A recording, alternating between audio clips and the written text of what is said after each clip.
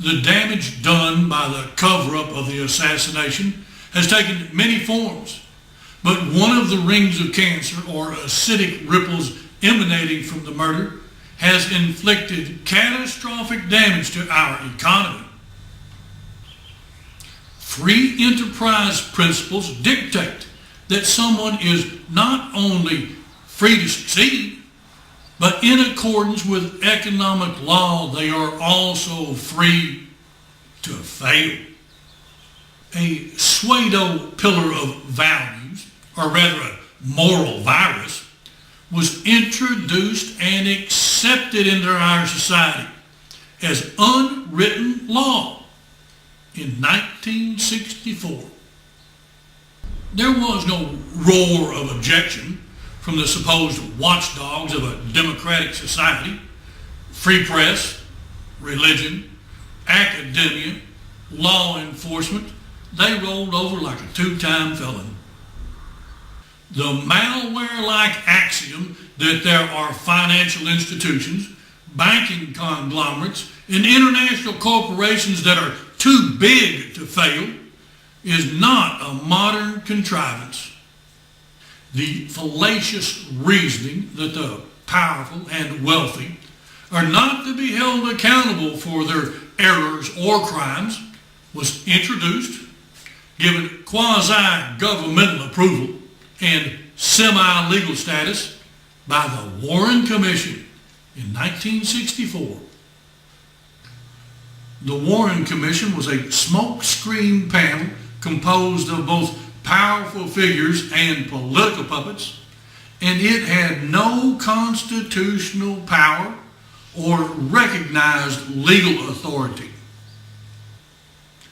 The Warren Commission was just conjured up by LBJ and utilized to euthanize public outrage, bypass legal scrutiny, and institutionalize the premise that there are people, organizations, and institutions that are simply too big, too powerful, and too rich to fail or prosecute. By turning its back on justice and denying the truth, Washington gave the green light to bureaucratic crime and corporate greed, and it continues to this day. The impact and effectiveness of this too big to fail policy is confirmed by the largest disparity of wealth between our middle class and the wealthy in this country's history. It is estimated today that 95% of the capital and money in our economy is controlled by 1% of the population. In his book, The Law, written in 1850, French economist Frederick Bastiat writes that there are three economic systems of plunder that governments use to oppress their citizens and steal from them. He identifies them as communism, socialism, and protectionism. Bastiat also informs us that despite having different names and methods, these seemingly disparate and unrelated economies are really just different branches of the same tree called tyranny. The looting of private property and trampling or suppression of individual rights is the end result of communism, socialism, and protectionism. Our tax laws and code is nothing more than a patchwork system of protections, and it has grown into a strangler vine of laws that is choking our freedom. The wealthy and powerful have over 3,000 lobbyists in Washington alone, and they have dictated the terms, policies, and penalties of compliance with these tax laws. And they are the ultimate beneficiaries of protectionism. The example set by the Warren Commission when they shielded the powerful and the guilty laid the foundation for the perversion of our free enterprise economic system.